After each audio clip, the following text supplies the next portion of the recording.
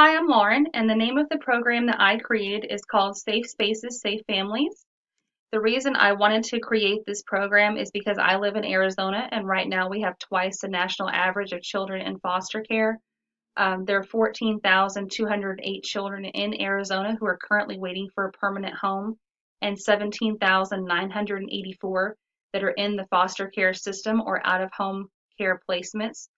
So that means with individual families in shelters and group homes, whatever the placement may be. 14% of those don't live with a family, though. They're in the shelters, group homes, and other situations, alternative placements. In addition, once the family meets the requirements for reunification, that process is often delayed, leaving the kids in the system longer, which means that those homes can't open up for new placements and it delays everything. The most common reason that kids in Arizona are removed from their home of origin is neglect. And once they're removed, they're out from anywhere from 30 days or less to over 2 years. But the goal is to get these kids back with their families as soon as possible once these protocols have been met and we can ensure that the home is safe and not have them in the system longer than they need to be. Our mission is to protect the inherent right of all children to live in happy, healthy, and safe homes. We envision that all children living within the state of Arizona will be able to safely remain with their family of origin or their guardian, however it may apply. By 2027, we will provide proactive outreach to families in crisis, preventing removal from the home to begin with. We can recruit more families to be active within the foster care system, which casts a wider net so the kids won't have to be in these less than ideal placements.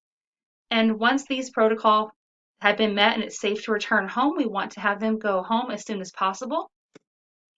These also are reflected in our objectives.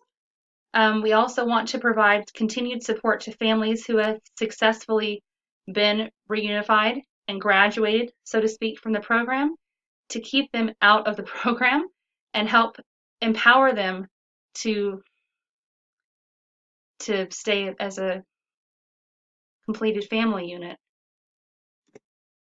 How we plan to evaluate the program is to check in with our stakeholders, so parents, the assigned social worker, caseworker, foster parents, legal professionals. So, for example, there are court-appointed special advocates, lawyers for the kids, everyone, and hear from everyone how periodically to see if our goals are being met.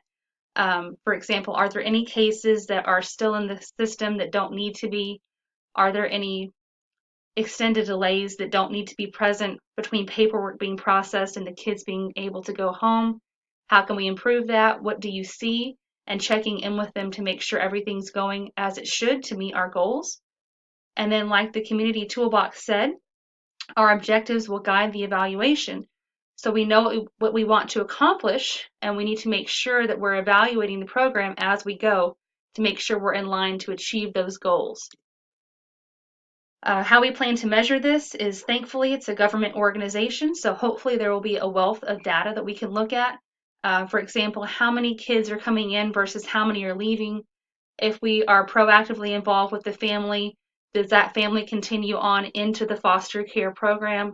If so, how long does it take for them to leave? How long are kids staying? What's the What's the length of time between the case being cleared legally and the kid being returned to their home?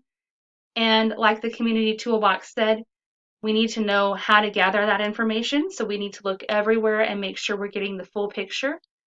And that way we can make sure that we're actually achieving those goals. As for conclusion, prevented removals and holistic support to the entire family unit will decrease demand on an already overburdened system. It's better for the kids, it's better for the state's pocketbook, and it helps those kids be better prepared for a more solid future. And that's the reason why I feel so passionate about this program and this process, because these kids need us. Thank you.